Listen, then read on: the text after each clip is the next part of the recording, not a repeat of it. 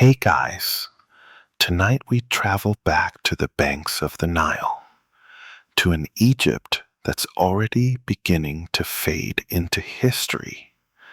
You can almost feel the heat of the desert wind against your skin, the rich scent of papyrus and incense in the air, and the faint echo of a civilization at its twilight.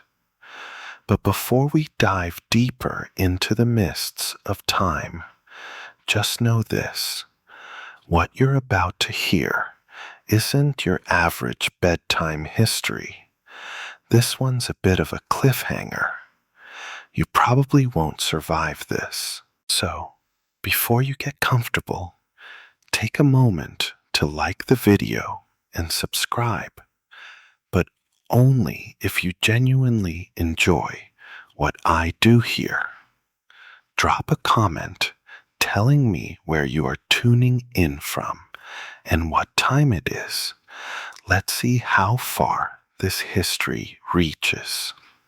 Now, dim the lights, maybe turn on a fan for that soft background hum, and let's ease into tonight's journey together.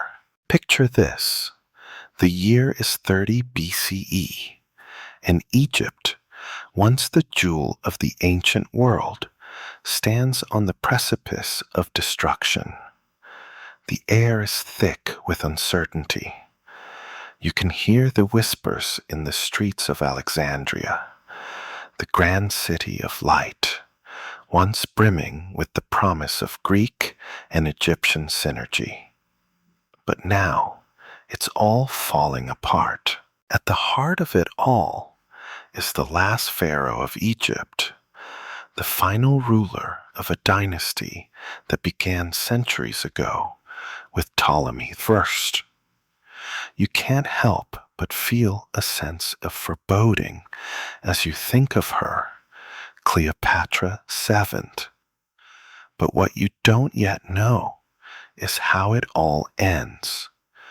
With her death, Egypt's fate sealed in the hands of the Romans. But how did this woman, intellectually sharp, politically savvy, and a master of diplomacy, find herself at the end of this long road, caught in a dance with the Roman Empire that would lead her to her untimely demise? Historians still argue over the details of Cleopatra's final days. Some say she was a woman driven to her death by love and ambition. Others believe that her fall was a direct result of a crumbling kingdom. Whatever the truth, this marks the end of Egypt's ancient reign and the start of a new chapter, a Roman one. But we're getting ahead of ourselves. Let's rewind the clock and look at the rise of Cleopatra, Egypt's most iconic and misunderstood ruler. Cleopatra. The name alone stirs up images of an alluring queen draped in gold, surrounded by luxury, with Julius Caesar and Mark Antony at her side. But let's face it, that image has been largely shaped by the movies and pop culture. You might even be picturing her lounging on a golden throne, a serpent in one hand, a goblet of wine in the other. But here's the thing: Cleopatra was so much more than that. She wasn't just a pretty face. She was an intellectual powerhouse, a diplomat of unparalleled skill, and a woman who navigated the tricky waters of Roman politics with a craftiness that would make even the most seasoned politician sit up and take notice. As you drift deeper into her world, you begin to understand that Cleopatra wasn't born into a life of opulence. No, her story starts with a kingdom in turmoil and a family history marred by power struggles. Cleopatra's ancestors, the Ptolemies, weren't even originally Egyptian. They were Macedonian Greeks who took over Egypt following Alexander the Great's death. The Ptolemaic dynasty ruled Egypt for almost 300 years. But by the time Cleopatra ascended the throne, it was a shell of its former glory. Egypt was rich in culture, yes, but politically, the kingdom was weak, torn apart by infighting and corruption. In fact, when Cleopatra's father, Ptolemy XII, died in 51 BCE, Egypt was teetering on the edge of collapse.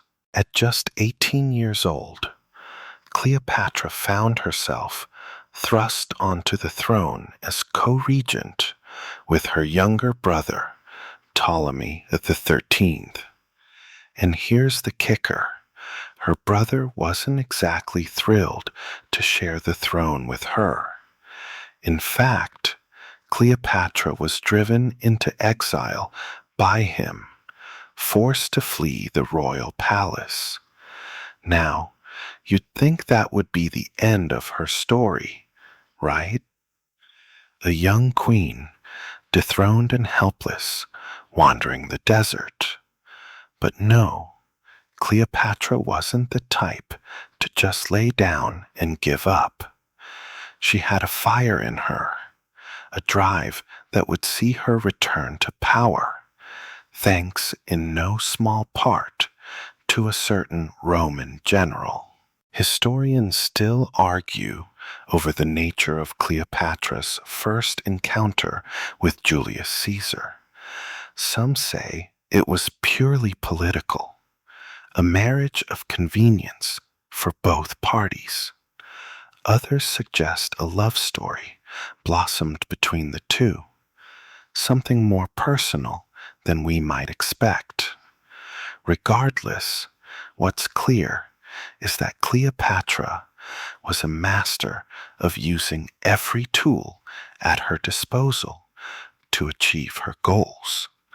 So, what did she do? She smuggled herself into Caesar's presence, wrapped up in a rug of all things, and when she unfurled herself in front of Caesar, it was clear that Cleopatra had an aura about her that no one could ignore. And just like that, she was back on the throne, this time with Caesar by her side. But this wasn't just some casual affair. It was a full-scale partnership, a political alliance that would shake the very foundations of Egypt and Rome. As Cleopatra sits back on Egypt's throne, you can feel the tension in the air. Her kingdom, battered by years of infighting and Roman interference, is finally getting a sense of stability under her leadership. But this stability doesn't last long, because you can practically hear the sound of footsteps, Roman footsteps, growing louder and closer. The Roman Republic, back in the 1st century BCE, was a juggernaut. It was expanding its influence in every direction, and Egypt, with its wealth and strategic position, was a natural target. Cleopatra, though, wasn't about to sit idly by as Rome spread its wings.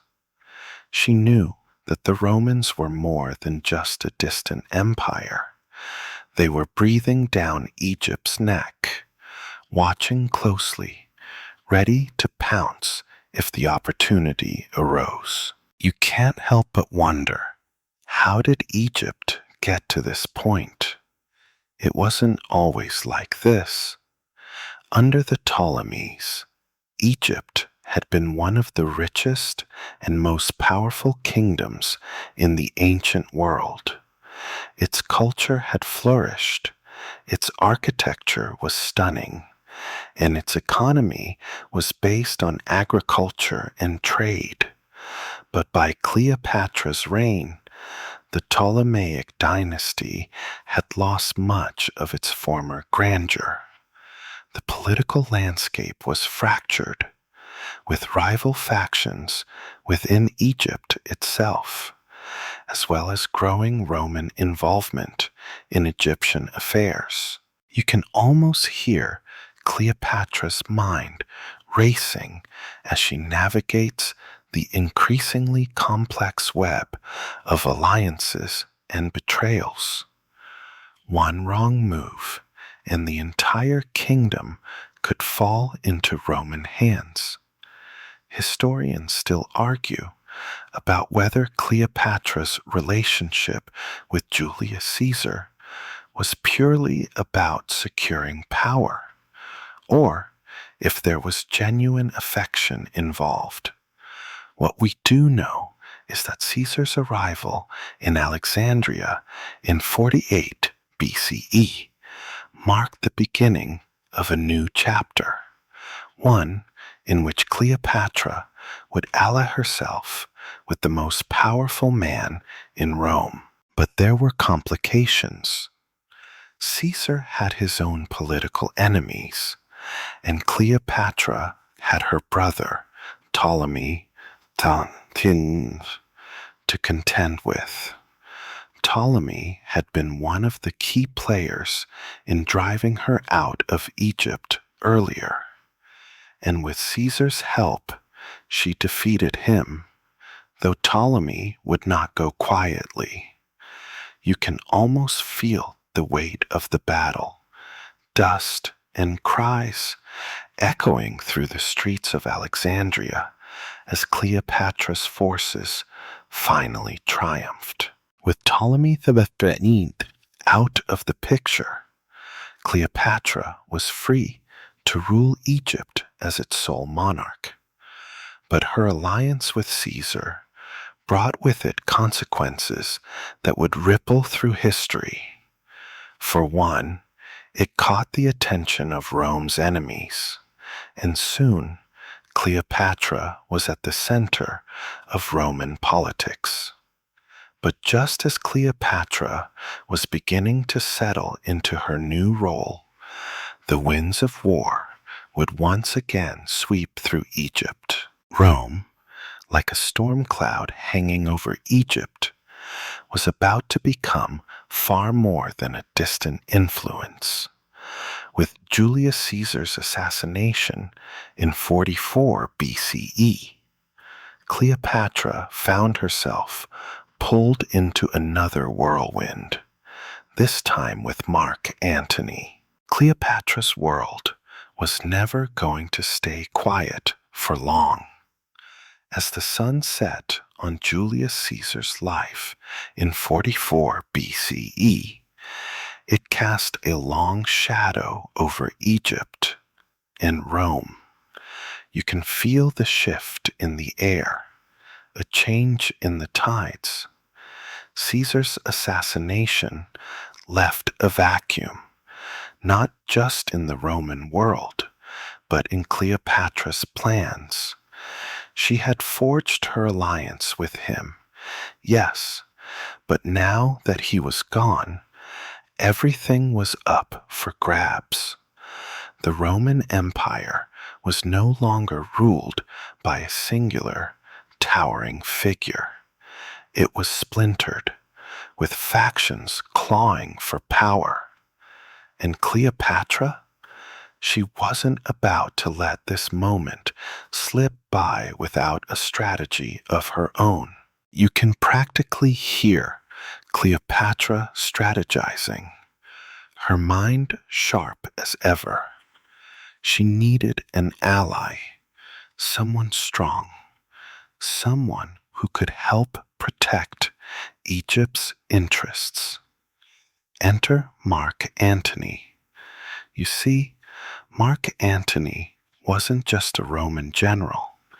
He was one of Caesar's most loyal supporters and an ambitious man in his own right. When Cleopatra met him, she didn't just see a chance for political gain. She saw a man who was as desperate for power as she was for security. And in the world of ancient politics, that made them natural allies. Historians still argue whether their relationship was purely political or whether there was a deeper emotional connection. The romance, the alliances, the wars, everything seemed so intertwined. There's evidence to suggest that Cleopatra and Antony had an affair that was far more than a passing fling. They had a child together, Ptolemy V, known as Caesarion, which solidified their bond and sent a clear message to Rome. Cleopatra wasn't just the last of the Ptolemies. She was now a player in the politics of Rome itself.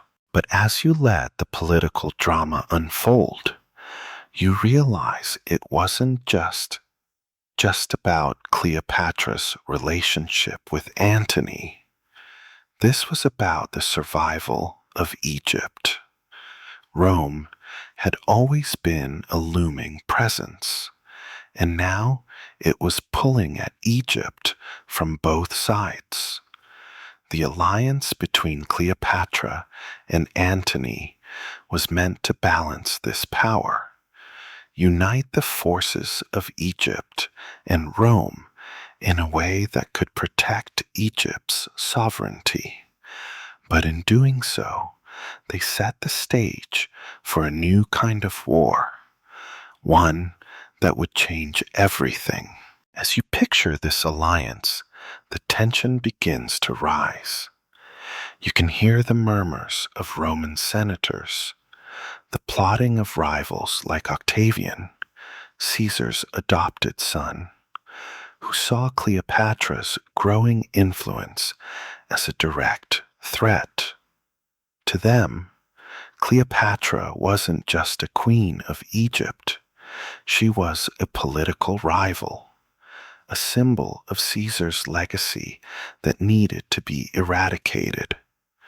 You can almost feel the impending clash of armies, the tension building like thunder before a storm. Cleopatra knew that to stay in control of Egypt, she would need to navigate not just the politics of Rome, but the dangerous waters of Roman civil war. The stage was set for a conflict of monumental proportions, the Battle of Actium. The sun sets on the Mediterranean Sea, casting a blood-red glow across the water as the ships line up for one of the most fateful battles in history, the Battle of Actium. You can almost taste the salt in the air as Cleopatra and Mark Antony's combined fleet faces off against the forces of Octavian, Caesar's adopted heir, whose rise to power was nothing short of meteoric. The tension is palpable. The sea, once a symbol of Egypt's trade and power, now feels like a stage for a dramatic clash that will seal the fates of nations. Cleopatra and Antony's forces are ready, but you can't ignore the sense of impending doom that surrounds the battle. This isn't just a naval conflict. It's the culmination of years of political maneuvering, of alliances formed and broken. The world's greatest empires, the Ptolemaic Egypt and the Roman Empire, are on the edge of a final showdown, and in the air, there's an unmistakable sense of finality. Cleopatra, for all her political savvy, is now a key player in a game much larger than her kingdom alone. As the battle begins, the roar of the sea and the clash of ships fills the air. You can almost feel the ground shake as these colossal warships, mighty and intimidating, grind against each other in a brutal contest for supremacy. The naval engagement at Actium is as much about tactics and strategy as it is about the determination of two great rivals. Antony's forces are formidable, but Octavian, with his superior naval fleet, has the advantage. The winds of fate are blowing against Antony, and Cleopatra, for all her brilliant mind and military alliances, may not be able to turn them in her favor. Historians still argue about what exactly led to the Roman defeat at Actium. Some say it was Cleopatra's decision to withdraw her forces from the battle, a move that some view as either cowardice or pragmatism, depending on whom you ask. Others suggest that Antony's own indecision played a larger role in their defeat. Either way, the result is clear. The combined forces of Antony and Cleopatra are defeated, and Octavian's path to power is secured. Cleopatra's dream of keeping Egypt free from Roman rule begins to crumble. You can almost hear the silence that follows the battle, a silence filled with the weight of defeat. Cleopatra and Antony, in the aftermath, retreat to Alexandria, their hopes for a Roman-Egyptian alliance dashed. For Antony, the defeat is crushing, and you can feel the despair that must have filled him as he watches his once great ambitions slip away. And for Cleopatra, the future of Egypt hangs in the balance. Rome is no longer just a looming presence. It is now the inevitable force that will absorb Egypt into its empire. But what happens next as you drift further into Cleopatra's final days is just as dramatic as the battle itself. Antony's fortunes are rapidly declining, and so too is Cleopatra's. Their alliance, once full of promise, is now a sinking ship, and they both know it.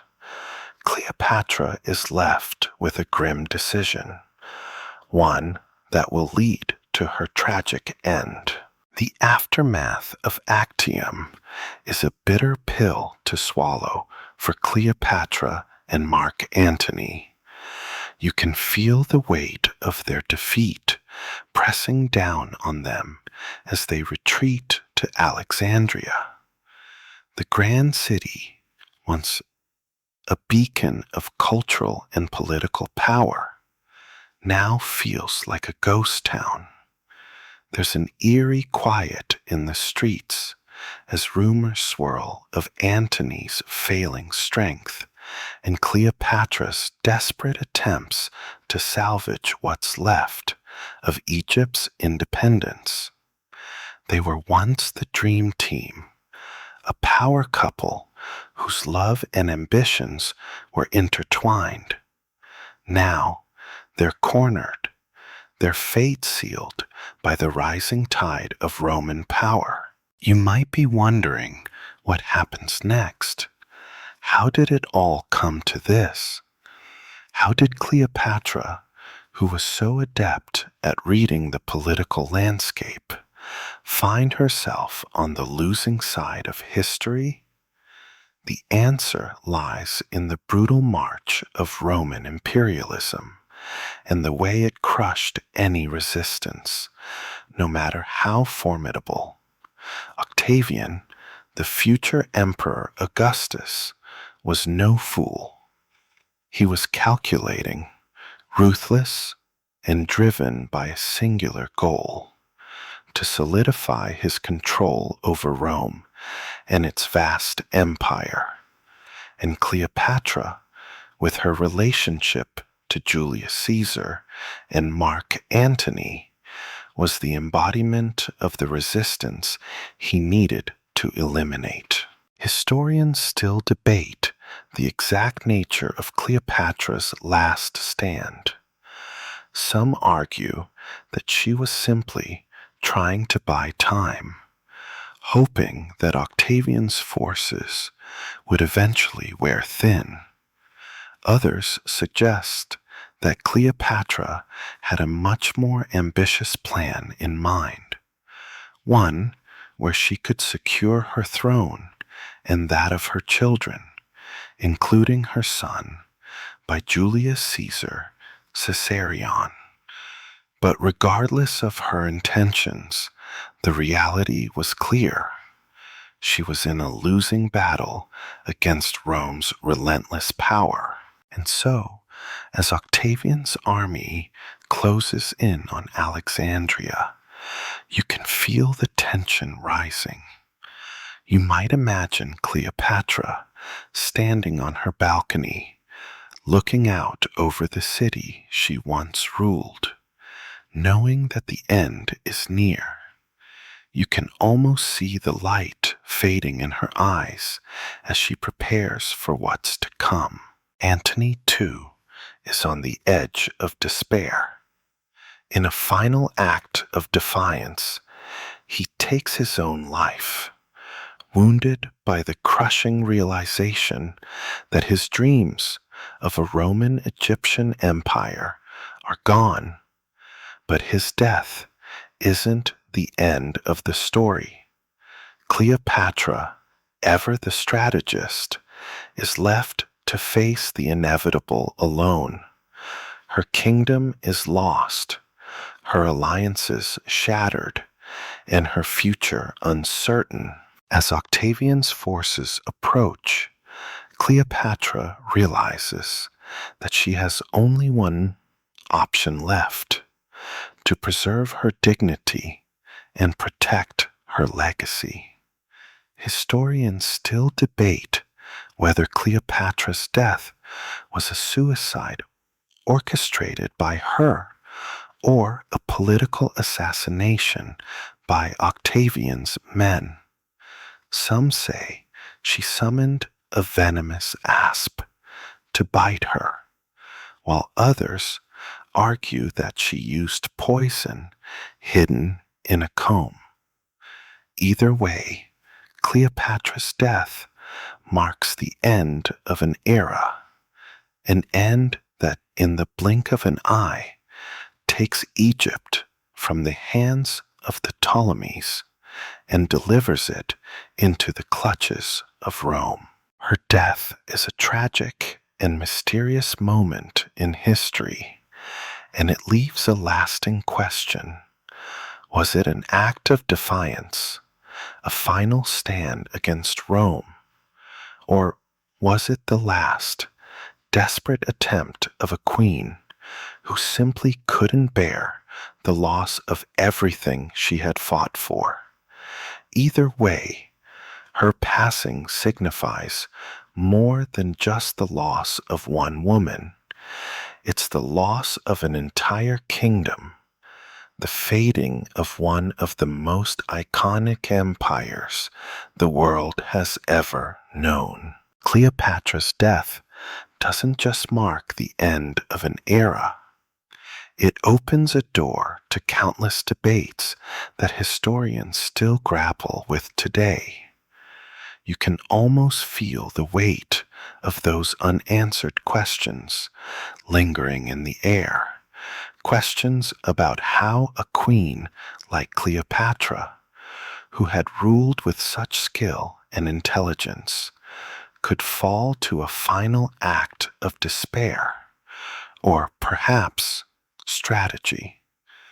Was Cleopatra's death really a suicide? A final act of defiance against Octavian's forces?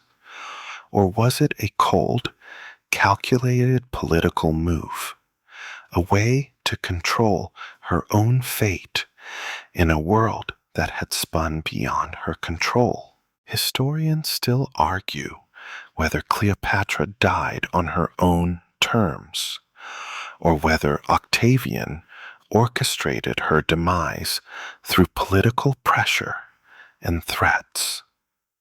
One thing's for certain, though. Octavian didn't want Cleopatra to die in a way that could inspire rebellion or sympathy. If she had simply faded into history as a martyr for Egypt, it would have undermined his consolidation of power. Thus, the theory of suicide has become the dominant narrative. And as you imagine the scene, Cleopatra, regal to the very end, perhaps holding the asp to her breast, or perhaps letting the poison slowly take its toll, you can't help but feel the finality of it. Egypt's last pharaoh, gone in an instant. Yet despite the mystery surrounding her death, one thing is undeniable. Cleopatra's legacy is immortal. You can almost feel her presence lingering in the air, as if the very sands of Egypt refuse to forget her. Her death, her tragic end, would inspire poets, playwrights, and artists for centuries. Shakespeare would immortalize her as a tragic heroine in his play Antony and Cleopatra, while later historians and writers would turn her into a symbol of beauty, intellect, and power. But Cleopatra's death is not the only significant consequence of her passing. The real transformation comes in the wake of her death, because with her, Egypt's independent rule dies. The Ptolemaic dynasty, after nearly 300 years of ruling Egypt, is no more. What you feel is a shift, a turning point that will alter the course of the ancient world forever. With Cleopatra's death and Egypt's annexation into the Roman Empire, Egypt's ancient culture, traditions, and power are swallowed up by the ever-growing Roman machine. Egypt, the cradle of civilization, is now just another province in a Roman Empire that stretches from the Atlantic to the Euphrates. Historians still argue whether the Romanization of Egypt was inevitable. Some claim that Egypt's wealth and location were too appealing for Rome to ignore, and Cleopatra's fall was merely a matter of time. Others believe that had Cleopatra succeeded in her alliances, Egypt could have retained its independence and influence in the Mediterranean world. The question lingers: what could have been if Cleopatra's vision had been realized. With Cleopatra's passing, Egypt's identity begins to morph into something else. The glorious pyramids and temples that had once stood as symbols of Egyptian grandeur now feel like ancient relics of a fading past. You can almost hear the hum of Roman soldiers marching through the streets of Alexandria, their voices blending with the Greek influence that had already shaped the city for centuries. Egyptian traditions, religion, culture, language are gradually eclipsed by Roman influence, and you feel the culture of the ancient world starting to blend into the larger Roman Empire. In many ways, Cleopatra's death marks the end of Egypt's golden age and the dawn of a new Roman-dominated era. But let's not forget, even as Egypt falls under Roman control, Cleopatra's impact doesn't fade. Egypt may no longer be a sovereign kingdom, but Cleopatra's story continues to echo through time. Her legacy as a ruler who used intellect, beauty, and diplomacy to carve out a space in a male-dominated world lives on in history, literature, and the imagination of generations that came after. With Cleopatra's death, the ancient world takes a sharp turn. The grand narrative of Egypt, the pharaohs, the pyramids, the mighty Nile, is now firmly in the past, and Rome's imperial grip tightens around the region. As the years roll on, Egypt fades from the spotlight, becoming just another piece of the Roman Empire's vast puzzle. You can feel the shift in the air, like the echo of an ancient song growing fainter and fainter as the Romans impose their laws, their culture, and their way of life on a land that had once been so fiercely independent. But the Roman conquest doesn't mean that Egypt vanishes entirely. No, Egypt's culture doesn't simply disappear under Roman rule. It changes, morphs, blends with Roman influences in a way that creates something new. The temples remain, but now the gods are Romanized. The language still echoes in the streets, but Greek and Latin start to dominate the conversation. The statues that once depicted Cleopatra as the powerful queen of Egypt now find themselves part of Roman collections, their meanings shifting as their context changes. You feel the tension between the old and the new as Egypt transforms into a province. The people who once worshipped gods like Osiris and Isis are now expected to accept the Roman pantheon. It's as if the very identity of Egypt is being repainted with a new brush to fit the Roman worldview.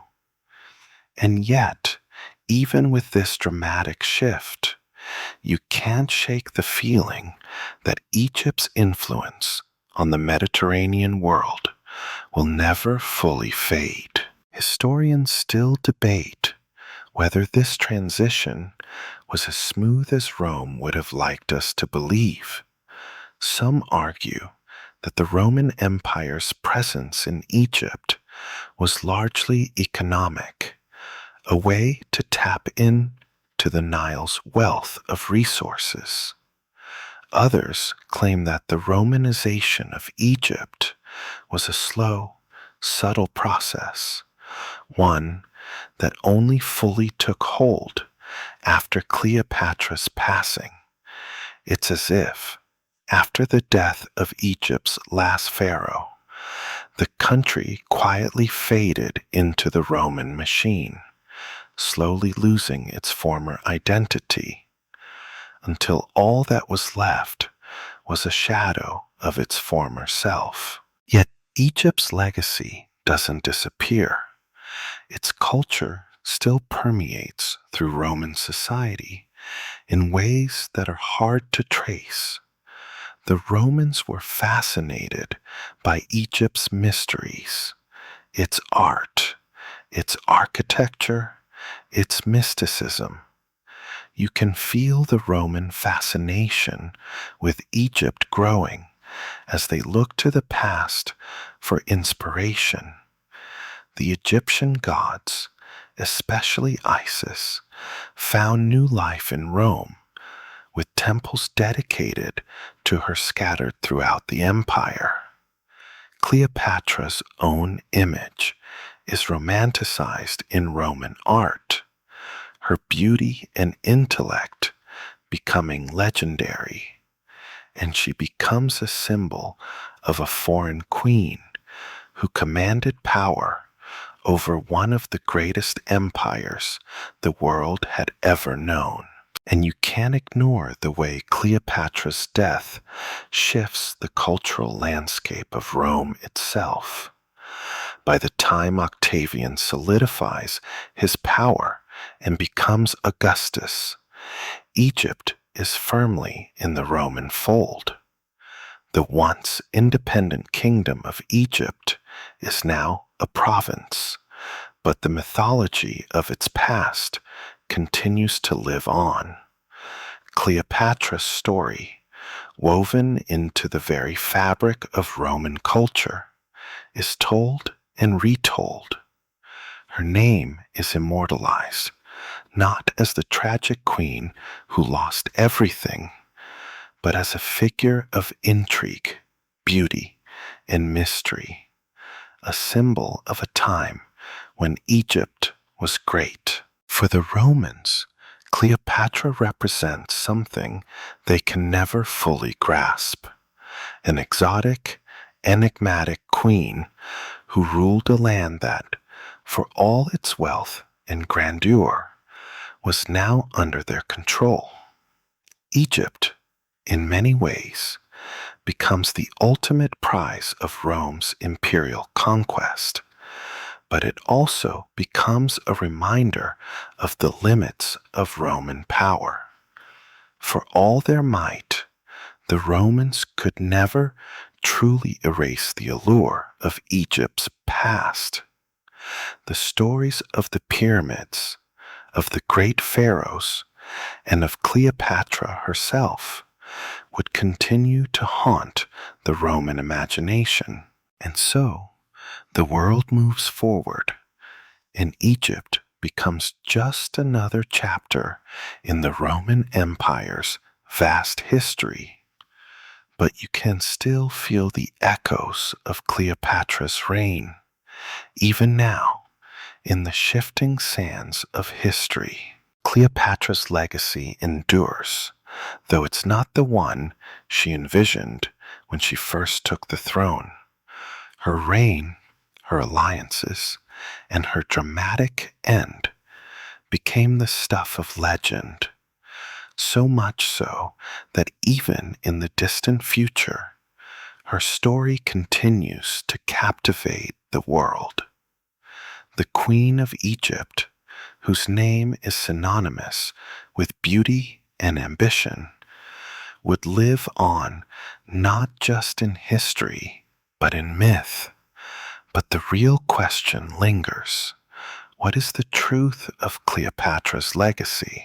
You might think of Cleopatra as an archetype, the exotic, seductive queen who lured Julius Caesar and Mark Antony into her web.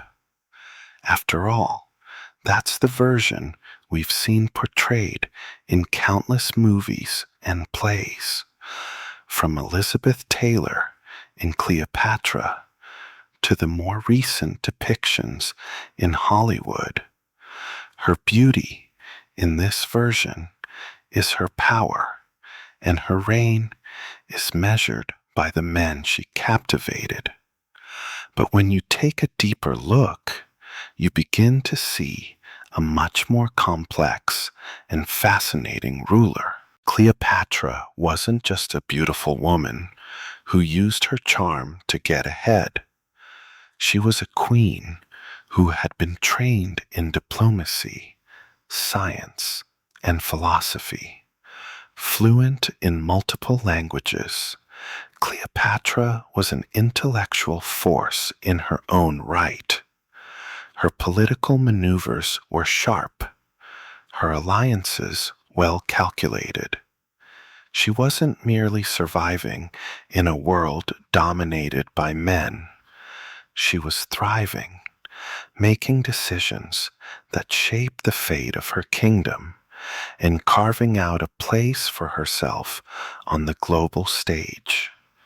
Her relationship with Julius Caesar and later with Mark Antony wasn't about love, at least not solely. It was a clever political strategy, one that she hoped would secure her kingdom's future. Historians still argue whether Cleopatra's relationships with these men were purely political, or if there was genuine affection involved.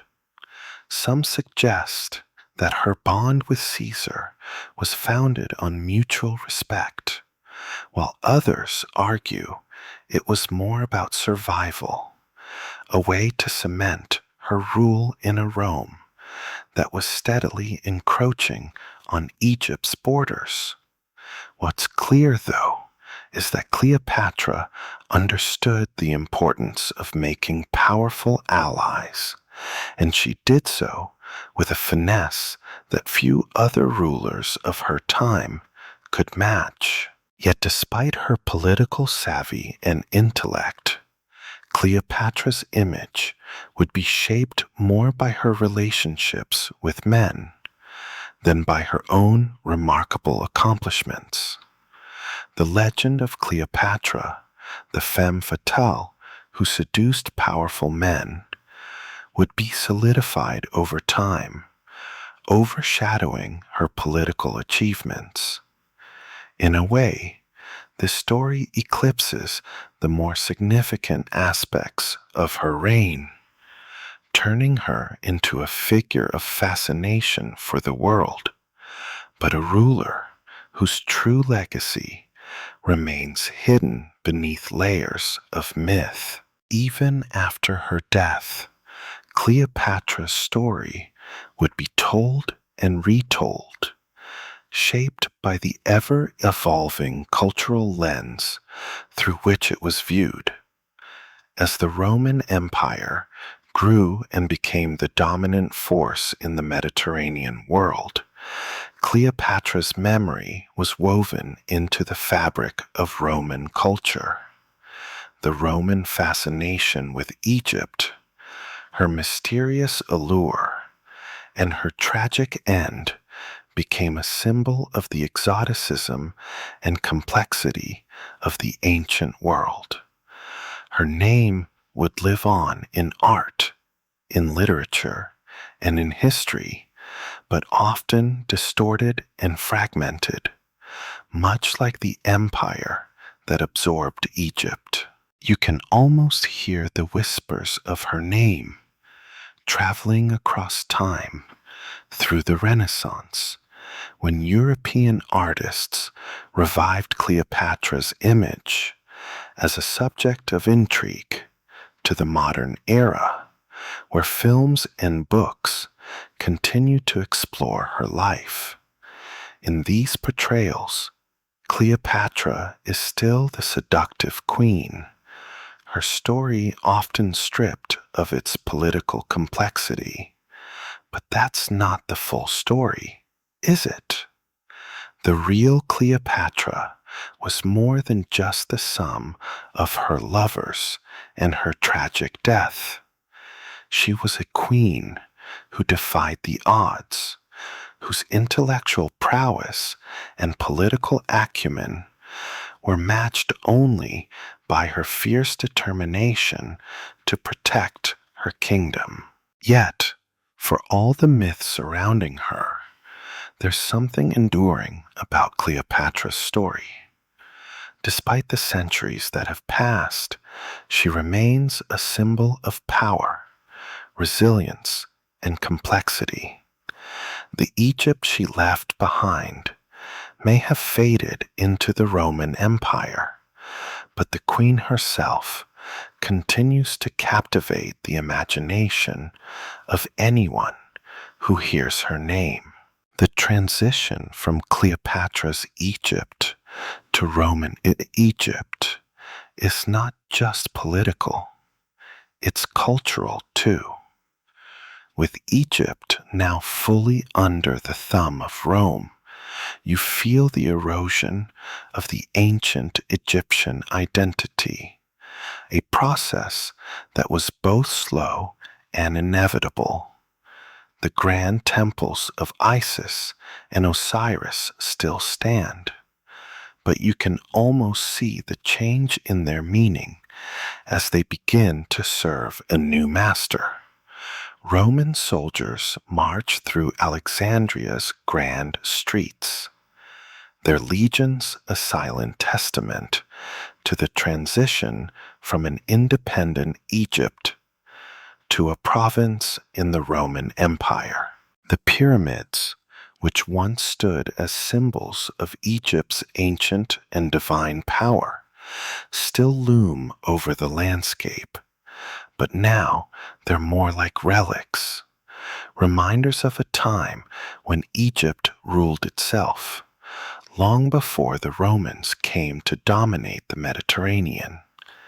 Egypt may no longer have been a sovereign kingdom, but its history, its culture, and its artifacts remain integral to the Roman Empire's identity. The Romans, though keen on consolidating their power, couldn't entirely erase Egypt's mystique, the ancient allure that continued to attract them. Even in this new Roman world, Egypt's past still holds sway. Cleopatra's death and the fall of her dynasty didn't mean Egypt was forgotten. In fact, Egypt's rich cultural heritage began to fuse with Roman ideals, creating a unique blend of the two. Roman emperors were fascinated by the mysterious, spiritual world of Egypt. Temples to Isis were built in Rome. The Nile itself became a symbol of fertility and abundance in Roman art and literature. Cleopatra's legacy, though marred by myth, was inextricably tied to this blending of cultures. Her very existence was a symbol of the tension between the old world of Egypt and the new power of Rome. But beyond the statues and the stories, the real shift happens in how Egypt is perceived. Egypt, the land of pharaohs and the ancient gods, becomes a province of an empire, and yet its history continues to captivate. The Romans, in their quest to dominate the world, can never truly erase the spell that Egypt casts. It's as though Egypt's soul still lingers in the Roman Empire, a reminder of a time when the power of the Nile ruled the ancient world.